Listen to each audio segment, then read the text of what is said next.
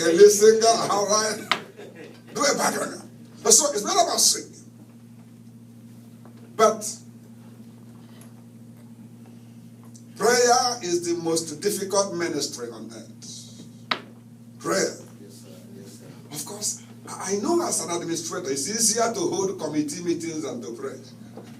That's right.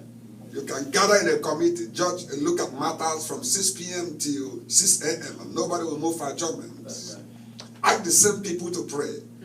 A carnal man seems to be on fire as we begin to pray and seek the name of the Lord. It is a secret. No pastor can succeed without prayer. Yes, sir. I don't mean saying prayer is different from praying. Yes, sir. Saying prayer is to read out catechism, to read out what you crammed in one handbook. Yes. But I'm talking about pouring yourself, flowing before the Almighty God. It's not about what you crammed in a book.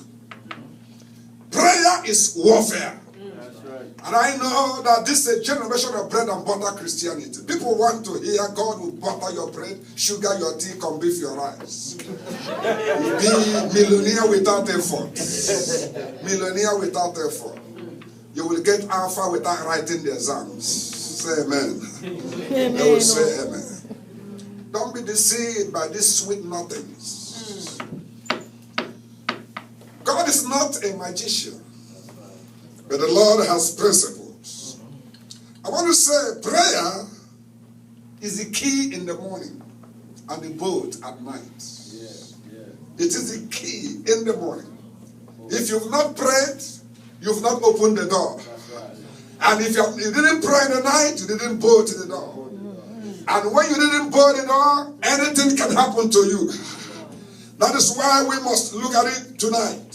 It is drawing nearer to God. Yes, sir. Having a romance with the Almighty God. Your heart, you must look. If you want this altar fire to be rekindled, you must have a longing for God. A longing. There must be a space in your heart for the Almighty God. Yes, And He wants to do something in your life. It's a satisfaction. Prayer means satisfaction for that great hunger of the Almighty God. It is entering into the Holy of Holies. Prayer is penetrating into the Holy of Holies, lifting the soul into the heavenly atmosphere. That is what it is. It is that. And I consider prayer as spiritual oxygen. Yes, sir. With apologies to people, our great scientists and men of the women of the medical profession and great scientists. What will happen to you without breathing? If you don't breathe, what will happen to you? That's exactly. If prayer is spiritual oxygen, if you fail to pray, you've stopped breathing. Yes, sir. And you're looking for something dangerous to happen to you. A natural man can just be like that. But do you know, let me make a comment. A man cannot be greater than his prayer life. Yes, that's right. As your prayer life is, so are you. Pastor, you can't be greater than your prayer life. We're in a generation of men and women that have become hasty goers and hasty comers in the presence of God. Hi, God. Let me tell you. Prayer is not sending the Lord to the mob. Yes. Hi, God. Go to this mall or go to that shop, get me number 1. I need this. Number 2, I need this. Number 3, I need this. Number 4. That's not prayer. Any criminal can do that. Any sinner can do that. That's not prayer. Prayer is a fellowship with the Almighty God. Yes, sir. Do you know how to kiss the Lord? Come on now. Do you know how to romance with the Almighty God in the inner chambers? That is why it is the men and women of prayer that will cause something to happen. Yes. You know, when prayer becomes difficult, you are still trying to conquer cloud 1. There are 7 clouds in prayer.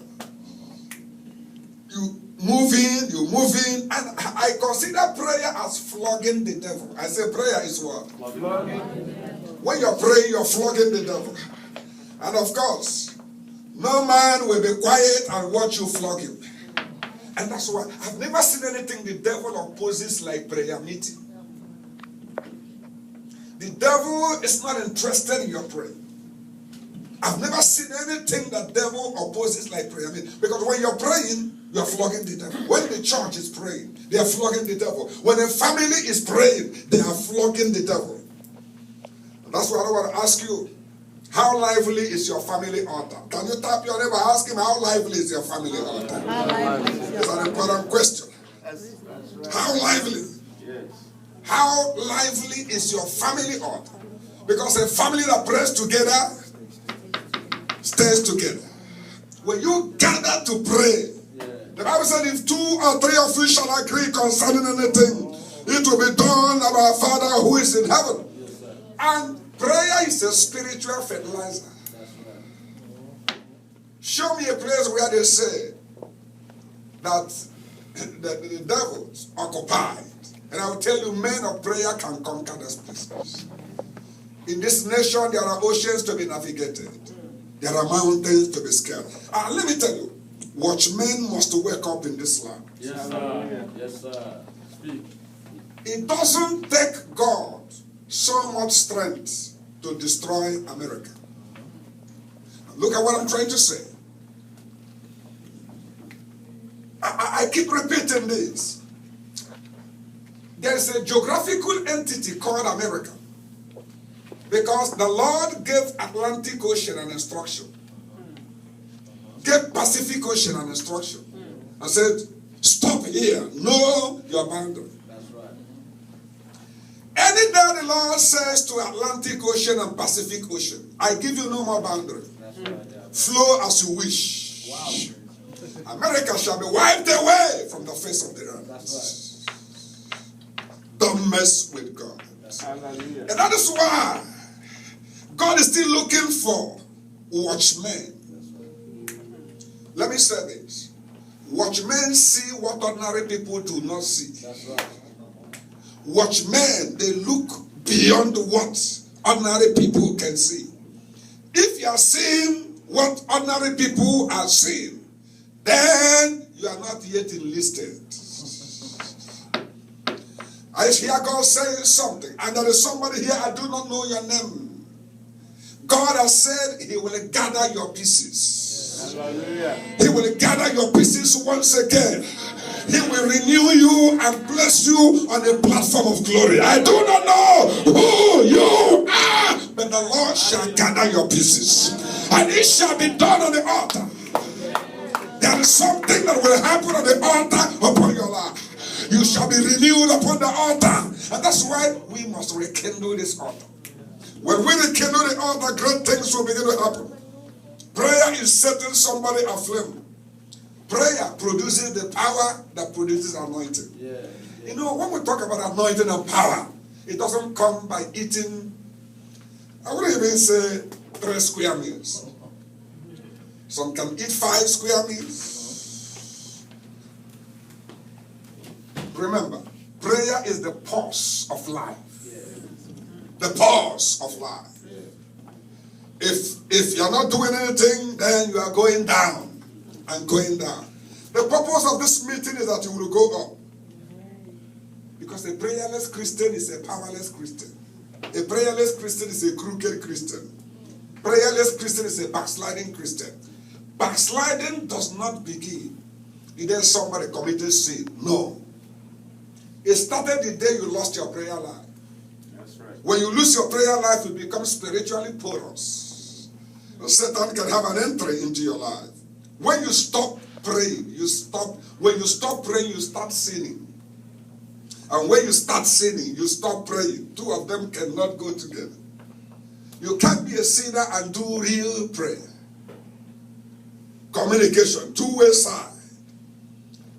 A prayerless person does not enjoy the continuous presence of the Almighty God. Not at all. And a prayerless walk is a fruitless work. Before I draw the curtain this evening, when we fail to pray, we don't see spiritual gifts manifesting. Nobody here is useless. There is an endowment that the Lord has given to you. You are a bundle of gifts. I said, everybody here, I say you are a bundle of what? Gifts. But if you are not careful, you can have what I call shattered destiny. That's right. You can shatter God's destiny for your life. But I have a prayer for you. Your generation is here to hear your voice. Amen. Do you know you are just scratching an introduction into God's holistic agenda for your life? That's why, you see, nobody qualifies to be satisfied with where you are now. You are just scratching an introduction into God's holistic agenda for you. I've been saying that to myself. I am yet to become the preacher of my dream. I am even yet to become the Christian of my dream. The singer said, I'm pressing on the upward way, new heights and in every day, still praying as I'm onward bound. Lord, move me on higher. When we fail to pray, spiritual gifts will not manifest. There is something great God has deposited in you. Something height cannot stop. Something background cannot stop. You are a bundle of gifts. The manifestation of what the Lord has deposited in you can come through the altar. What are we talking about? If there is a key vocabulary, if there is a relevant vocabulary in the church today, it should be revival. We've had the arena of faith, name it and claim it. We've had that. But that's not where we are now. We've seen name it and claim it. We've seen demonology. We've seen some of this, but the most relevant vocabulary now that will usher in the King of Kings is revival. God taking us back to where we first met him. God taking us back to where we first met him. So at any moment from now, the trump of God shall sound. Oh, there is a rally that I'm expecting. It's going to be an interdispensational, intercontinental, international rally to be presided over by the King of Kings. Hallelujah. And the Lord of Lords. Hallelujah. Everybody listen. You are here. You have the news. The world economy has collapsed. The entire economy is all over the world. The Eurozone had a problem. American economy had a problem. Do you know what that is pointing to? Intervention of the finger of the Almighty God. The entire world politics is collapsing. Look at what the turbulence we have, political turbulence that we have everywhere. What does that mean? We are looking for the intervention of the Almighty God. And it will be sooner than you can imagine. And let me tell you, if we fail to pray, it will take us by surprise. And let me say this. If we fail to pray and be at the watch and be there, you might bury more people than you should bury. Do you know prayer can stop death? That's right. Medical experts can come to a situation where they say only God knows. And let me tell you, that one that only God knows, only God can cure it. A healthy man can also die. That's right. And that's why we need the Almighty God.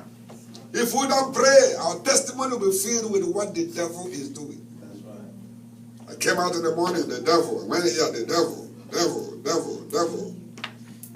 But when we look at the powers of prayers, it will melt strong places. When there is fire on the altar, then there will be fire in the church. And that's why